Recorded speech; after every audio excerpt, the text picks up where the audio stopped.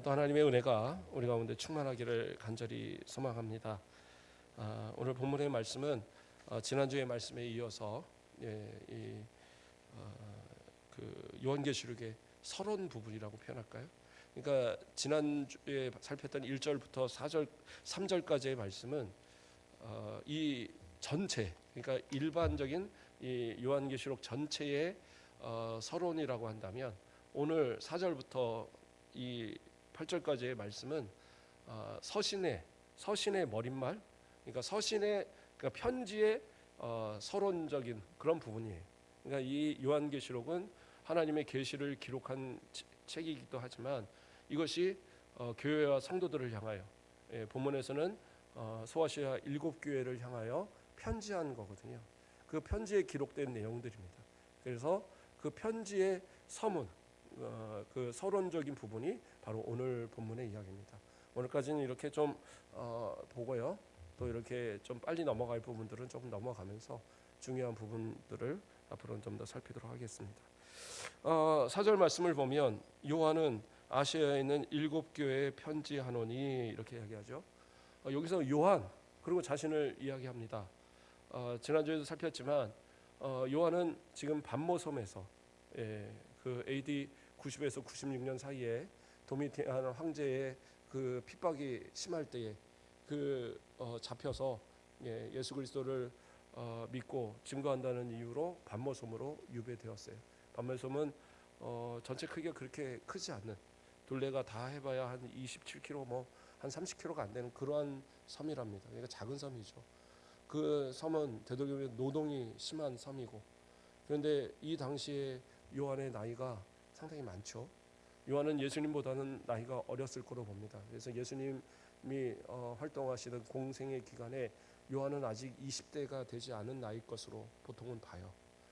그런데도 그렇다 할지라도 만약에 지금 나이다 그러면 AD 90년에서 95년은 우리 권사님들 지금 나이에요. 80대 중반에 그런 나이에 있는 요한입니다.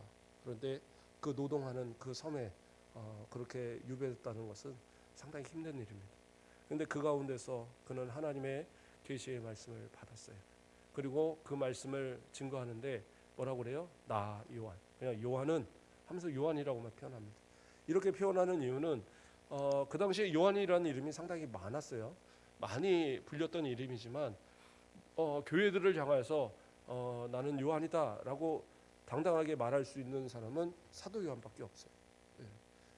동일한 이름을 가졌을지라도 감히 나는 요한이다 하고 그냥 이름만 말할 만한 그러한 사람이 없어요. 그래서 요한이다고 말했을 때 모든 교회와 그 성도들은 사도 요한이 보내신 서신이구나, 그거를 아는 거예요. 그래서 요한은 자신이 보냈다는 사실로서 발신자가 요한이다라는 것을 밝힙니다.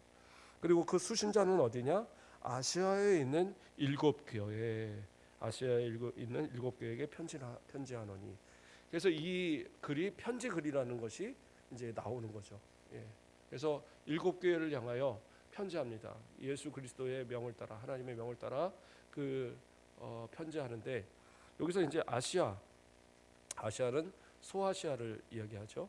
오늘날 말하면 터키, 요즘에 이제 튀르키예 뭐 이렇게 부르는데, 터키 지역에 속하는 그 서남아시아 지역을 이야기하는 겁니다. 그래서 이 소아시아에 있는 7교회, 그래서 꼭 7교회만을 보라는 것이 아니라 이것은 약간 그 회람 서신, 그러니까 공람하는, 서로가 같이 보는 그러한 서신의 성격을 띠어요. 그래서 7교회에게 편지했지만 그 7교회만 보는 것이 아니라 그 7교회를 중심으로 해서 주변에 있는 모든 교회와 성도들이 다 공람하도록 그렇게 보내진 편지가 바로 이 편지라는 거예요. 그래서 그 7교회에게 편지합니다. 그런데 뭐라고 그래요? 이제도 계시고 전에도 계셨고 장차 오시리와 그 보좌 앞에 있는 7영과 또 충성된 증인으로 죽은 자들 가운데에서 먼저 나시고 땅의 임금들의 머리가 되신 예수 그리스도로 말미암아 은혜와 평강이 너희에게 있기를 원하노라. 그러니까 서신에 나오는 축복의 형식입니다. 바울 사도도 이러한 축복의 형식으로 항상 먼저 얘기했고, 또는 이제 마지막에서도 마찬가지로 삼위일체 하나님의 이름으로 이렇게 축도하는 이러한 내용들이 나와요. 오늘 본문의 이야기도 이 본문도 이 본절도 지금 읽은 이 구절도 바로 그 축복의 구절인데 삼위일체 하나님을 이름을 들어서 이렇게 축복하는 내용입니다. 그러면 이제 먼저 뭐라고 나옵니까? 이제도 계시고 전에도 계셨고 장차 오시리. 이게 누구를 얘기하시냐? 성부 하나님을 얘기하는 겁니다. 성부 하나님은 어떤 하나님이세요? 예, 이전에도 계셨고, 그렇죠? 이제도 계시고, 지금이니까 현재도 계시고, 전에도 계셨고, 그러니까 과거에서부터 영원전부터 계셨다라는 거죠. 그리고 뭐예요? 장차, 그렇죠? 장차 오실 이라는 거예요. 그러니까 앞으로 오실 분. 근데 이게 이 원어에서는 어떠한 이제 형태로 되어 있냐면 현재 분사형으로 되어 있어요. 그러니까 분사형이라는 것은 진행 상황이거든요. 그러니까 현재부터 계속 진행되고 있다는 거예요. 그래서 이 말씀을 다시 이야기하면 장차 오시리가 그러니까 장차 오시고 계시느니 그러니까 지금 현재까지 현재도 오시고 계시느니 뭐 이런 식으로 이제 번역이 되는 거예요. 그러니까 미래를 단순히 그 미래의 어느 시점에 오실 분이라는 것이 아니라 지금도 과거 그러니까 미래 과거에서도 그랬지만 현재에서부터 미래에서도 지속적으로 하나님의 간섭 하나님께서 이 온 세상을 다스리고 통치하시는 그러한 어떤 그 간섭하심에 대한 표현을 지금 말하고 있는 거예요. 그래서 그 미래의 어느 순간에 그냥 딱 오셔서 니네들 죄졌지 하고 심판하시는 게 아니라 지금도 역사하셔서 구원과 또 하나님의 은혜를 우리 가운데 구원의 은혜를 베푸시기 위해서 계속적으로 우리 가운데 역사하시는 분이 우리 하나님이시다라는 거예요. 그것을 이야기하는 겁니다. 그리고 장차 마지막 날의 심판 그 심판의 때에도 그냥 가서 심판하는 것이 아니라 충분하게 하나님의 역사를 통해서 우리 가운데 알리셨고 그러나 거부하는 자들은 결국에는 심판받는 거죠. 그래서 과거와 현재와 앞으로의 미래 모든 시간대에 하나님께서 역사하시고 계신다는 사실을 강조하기 위해서 바로 이 현재 분사형해를 사용하는 이러한 단어로 요한은 사용하고 있는 겁니다. 그러면서 또 이어서 말씀합니다. 뭐라고 나오죠? 그의 보좌 앞에 있는 일곱 영과 그의 보좌 앞에 있는 일곱 영과 그러니까 이 해석에 대해서는 좀 분분함이 있어요. 일곱 영이다. 일곱 영이라고 그러면 일곱 개 우리는 이제 이 숫자라는 개념을 항상 생각하기 때문에 일곱 개로 나뉘어진 영을 자꾸 생각한단 말이에요. 그래서 어떤 이들은 이게 천사들을 얘기하는 거 아니냐. 근데 아니에요. 왜냐하면 축복의 주체, 축복하시는 그 주체의 근거가 되시는 분이 천사들이 될 수는 없어요. 그러니까 이것은 누구를 얘기하는 거냐면 성령님을 얘기하는 겁니다. 근데 왜 일곱이라는 숫자를 얘기하느냐? 학자들은 두 가지의 이야기를 합니다. 하나는 스가랴서에 나오는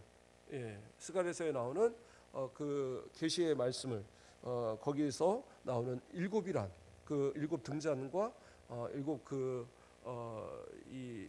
영에 대한 그러한 이제 이야기가 거기에 나오게 돼요. 그래서 거기 나오는 말씀 그 말씀을 근거로 해서 이야기하고 있는 거예요. 그래서 그것이 바로 성령께서 이야기하시는 성령께서 하나님께서 보내시는 영 성령께서 바로 그 스가랴서에 있는 말씀을 근거하여서 지금 요한이 인용하고 있다. 이렇게 설명하고 있는 거예요. 스가랴서 4장 6절에 보면 이런 말씀이 나옵니다. 이는 힘으로 되지 아니하며 능력으로 되지 아니하고 오직 나의 영으로 되느니라. 이렇게 나온 거죠. 여기서 나의 영은 하나님의 영, 곧 성령을 뜻합니다. 그런데 이 9절에서 6절을 앞에 2절에 순금 등잔대가 있는데 그 위에는 기름 그릇이 있고 또 기름 그릇 위에 일곱 등잔이 있으며 이 일곱 등잔에 대한 이야기가 나와요. 그래서 이 일곱 등잔에 대한 설명과 더불어서 이는 힘으로 되지 아니하며 능력으로 되지 아니하고 오직 나의 영으로 되나니 이래서 이 영이 여기서 일곱이라는 숫자를 차용하고 이 영이란 말을 차용을 해서 일곱 영 그렇게 해서 성령을 뜻한다. 이렇게 이제 설명을 합니다. 충분히 뭐 가능성 있는 설명이지만 좀 더 이해를 편하게 할 수 있는 설명이라고 한다면 7이라는 숫자는 구약에서부터 신약 그 시대에도 마찬가지고 완전수로서 성경에서는 다루고 있고 히브리인들 자체가 그렇게 다루고 있었어요. 왜냐하면 하늘의 수를 3으로 보고 땅의 수를 4로 바라서 그 조합된 수가 7이거든요. 그래서 7은 완전수로 의미를 합니다. 그래서 일곱 영이라고 말하는 것은 하나님 그 성령 하나님의 완전하신 그 성령 하나님의 성품을 드러내는 그러한 표현이에요. 그렇게 보는 것이 좀 더 편한 해석입니다. 그래서 완전하신 성령, 그 성령께서 우리 가운데 역사하시기 때문에 우리의 구원이 흔들리지 않고 우리가 예수 그리스도를 통해서 구원받는 이 모든 역사를 끝까지 지킬 수 있는 것이 성령의 역사라는 거예요. 그래서 그 성령의 완전성을 드러내는 그러한 부분이 바로 그 보좌 앞에 있는 일곱 영이라는 거예요. 그래서 그 보좌 앞에 있다. 그러니까 보좌 앞에 있다라는 건 뭐예요? 하나님의 보좌, 성부 하나님의 보좌 앞에 있다라는 건데 그것이 단순히 그냥 뭐 앞에 엎드려서 뭐 순복하다 이런 의미가 아니라 동등성을 얘기하고 있는 거예요. 그래서 성부와 성령의 동등성, 그 동등한 가운데에 계시는 성령 하나님을 뜻하고 있는 겁니다. 그리고 이어서 또 말씀합니다. 이번은 누구를 얘기하십니까? 5절 말씀부터 또 충성된 증인으로 죽은 자들 가운데서 먼저 나시고 땅의 임금들의 머리가 되신 예수 그리스도로 말미암아. 예수님에 대해서 이야기하십니다. 예수님에 대해서 이야기하면서 충성된 증인, 충성된다는 말은 다른 말로 신실하다라는 거죠. 그래서 하나님의 그 뜻을 신실하게 이 증언하는 그러한 증인이다라는 거예요. 그러니까 예수님은 그 모든 피와 물을 다 쏟으시며 십자가에서 죽으시고 죽으심을 통해서 우리의 구원을 확정하셨어요. 그래서 예수 그리스도는 하나님의 그 모든 구원의 뜻을 다 이루시고 충성하신 그러한 분이세요. 그래서 그 그리스도의 피의 공로를 의지하여서 우리가 구원받는 거잖아요. 그래서 그 구원에 대한 증인의 역할이 누가 되시냐? 우리 예수님이 되신다라는 거예요. 그런 의미에서 충성된 증인이다라고 말씀하고 있는 겁니다. 그래서 저와 여러분을 향한 그 구원의 신실하신 충성된 증인, 그 증언의 이 역할을 감당하시는 예수님에 대해서 이렇게 표현하였습니다. 또 이어서 죽은 자들 가운데서 먼저 나시고, 이것도 참 중요한 구절입니다. 뭐예요? 예수님은 죽으심뿐만 아니라 죽으셨다가 부활하셨어요. 그러니까 여기서 먼저 나셨다라는 것은 부활하셨다라는 것을 얘기하는 거예요. 그래서 부활의 첫 열매가 되셔서 우리가 나중에 부활할 수 있다라는 것에 대한 또한 보증이 되어 주신 거죠. 그래서 첫 열매가 되어 주셔서 우리도 그 뒤를 이어서 그 부활의 열매를 받을 수 있는 그러한 은혜, 그러한 구원의 근거가 되시는 분이 바로 예수님이라는 사실을 보여주고 있는 거예요. 또 이어서 땅의 임금들의 머리가 되신 예수 그리스도 이렇게 나옵니다. 땅에 그 있는 모든 임금들의 머리가 되신다라는 것은 예수님께서 저 하늘 보좌에 승천하셔서 그곳에서 하나님으로부터 위임받은 온 세상의 만유의 주, 만왕의 왕의 그 직분을 행사하고 계신다라는 것을 설명하고 있는 거예요. 그래서 빌립보서 2장 9절에서 11절에 사도 바울은 이렇게 이야기합니다. 이러므로 하나님이 그를 지극히 높여 모든 이름 위에 뛰어난 이름을 주사 하늘에 있는 자들과 땅에 있는 자들과 땅 아래에 있는 자들로 모든 무릎을 예수의 이름에 꿇게 하시고 모든 입으로 예수를 주라 시인하여 하나님 아버지께 영광을 돌리게 하셨느니라. 이렇게 나와요. 그러니까 모든 사도들이 공통적으로 고백하는 것이 뭐냐? 예수 그리스도는 만왕의 왕이고 만유의 주다라는 거예요. 그것을 말씀하고 있고, 오늘 이 우리가 살피는 요한계시록에서도요 17장 14절에 보면 거기 어린 양은 만유의 주시요 만왕의 왕이심으로 이렇게 나오는 구절이 있어요. 그래서 여기서 말하는 이 구절은 계속적으로 반복이 되고 있는 거예요. 그래서 예수님은 만왕의 왕, 또 만유의 주로서 지금도 여전히 우리 가운데 왕으로 존재하시고, 마지막 날에 재림하실 때에 모든 무릎이, 모든 이 인류가 다 그 그리스도 앞에 엎드리는 그러한 때가 오게 될 것이다라는 것을 전제로 해서 이야기하시는 거예요. 그래서 그러한 성부와 성자와 성령의 이름을 통해서 지금 뭐예요? 은혜와 평강이 너에게 있기를 원하노라. 이게 이제 보편적인 그런 인사의 내용이죠. 바울도 자주 사용을 했고 요한도 지금 이렇게 사용하는 그러한 구절인데, 이것이 이제 우리가 좀 같이 살펴볼 부분은, 은혜라는 것은 그러니까 이 헬라어로는 카리스라는 건데, 하나님께서 우리에게 주시는 무조건적인 구원의 은혜를 얘기합니다. 그렇죠? 그래서 그 구원의 은혜고, 평강은 뭐예요?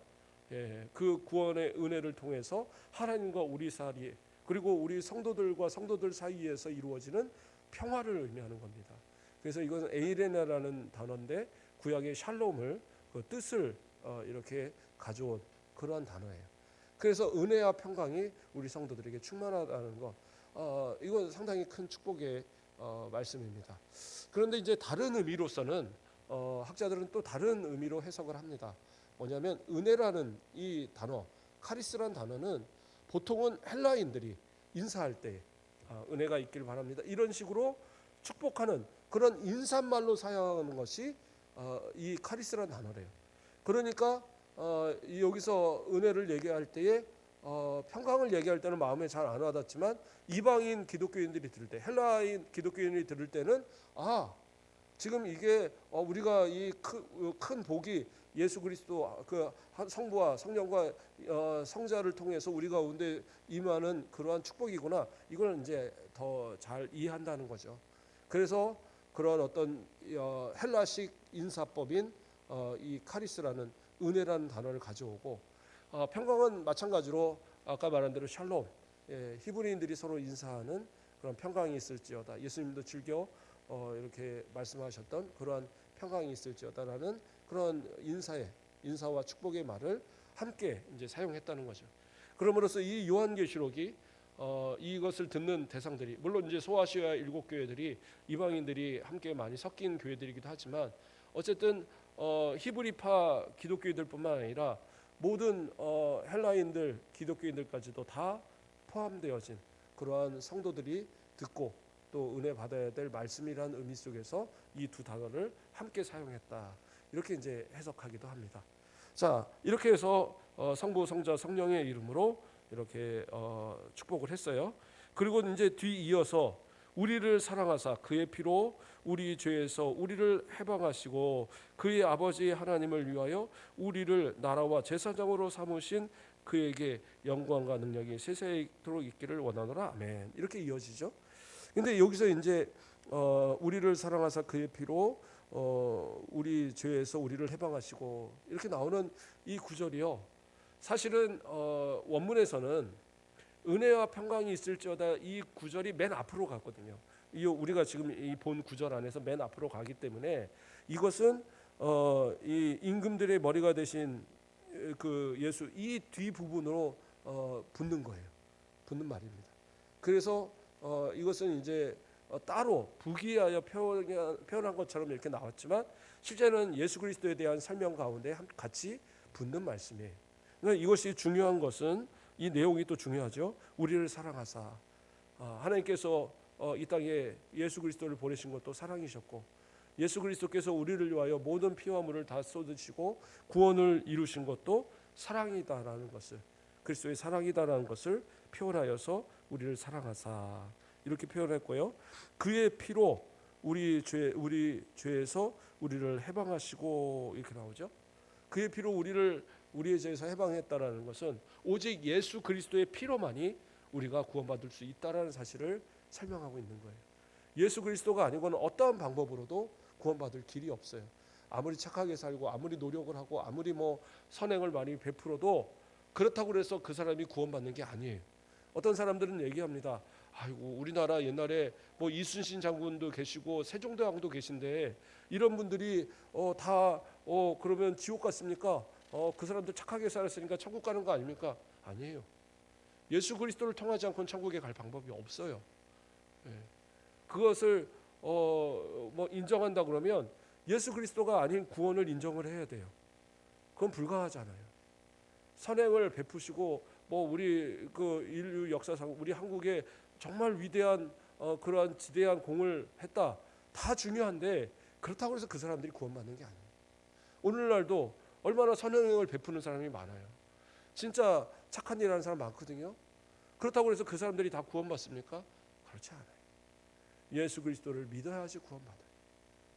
그것이 성경이 말하는 것이고, 오늘 이 구절에서도 분명하게 그의 피로 우리 죄에서 우리를 해방하시고, 그 죄에서 해방할 수 있는 그 근거는 예수 그리스도의 피밖에 없다라는 거예요. 그 피를 믿지 않으면 어떠한 죄의 용서도 있을 수 없어요. 자, 그리고 또 뭐라고 합니까? 6절 말씀에서 그의 아버지 하나님을 위하여 우리를 나라와 제사장으로 삼으신, 이렇게 나옵니다. 그렇죠? 그의 아버지 하나님을 위하여, 예수 그리스도께서 우리를 구원하시기 위하여 십자가를 지시고 또 모든 피와 물을 쏟으신 것, 결국엔 그것이 뭐예요? 하나님의 뜻을 이루기 위한 것이라는 거예요. 하나님의 뜻이고 하나님께 영광이 되기 위해서 그러한 모습을 가지셨고, 또 우리를 뭐예요? 나라와 제사장으로 삼으신 것. 우리를 나라와 제사장으로 삼았다. 뭐예요? 우리를 통해서 하나님의 나라를 이루가시는 거예요. 그렇죠? 하나님의 나라는 뭐예요? 저 영원한 천국도 하나님의 나라지만, 그러나 이 땅에서 하나님의 통치, 예수 그리스도의 통치 가운데 살아가는 우리 성도들이 곧 교회고 하나님의 나라인 거예요. 그러므로 우리가 하나님의 나라인 거예요. 하나님의 나라고 또 뭐가 돼요? 하나님의 나라와 제사장들. 우리는 어떻게 해요? 그 전까지는 제사장들을 통해서 하나님 앞에 예배 드렸어야 돼요. 소와 양과 염소를 가지고 검사해서 이거 탈락, 그러면 그거 못 드리고 또 다른 걸 준비해야 되고, 그리고 드렸다고 그래서 복을 받느냐? 그것이 또 하나님이 받으셨는지 안 받으셨는지 잘 모르잖아요. 제사장이 잘못된 모습, 혼니와 비느하스처럼 그런 잘못된 모습, 말라기에 나오는 그런 제사장들처럼 잘못된 모습으로 하나님 앞에 제사를 하면 드리고도 복을 못 받게 하는 거예요. 그게 이제 구약의 모습이었어요. 그러나 예수님을 믿는 성도들은 어때요? 하나님의 나라요, 거룩한 제사장으로서 하나님 앞에 정말 직구하여서 우리의 기도를, 우리의 간구를 하나님 앞에 직접 드릴 수 있는 거예요. 이 시간 나와서 예배를 같이 드려요. 제가 예배를 주관을 합니다. 목회자가 예배를 주관하는 건 당연하죠. 그러나 저만 예배 드리는 거냐? 아니에요. 우리 성도들이 각각 하나님 앞에 예배를 드리는 거예요. 각각 예배를 드리고 각각 하나님의 말씀을 사모하여 듣는 겁니다. 전하는 저도 저 자신도 하나님 말씀을 듣는 거예요.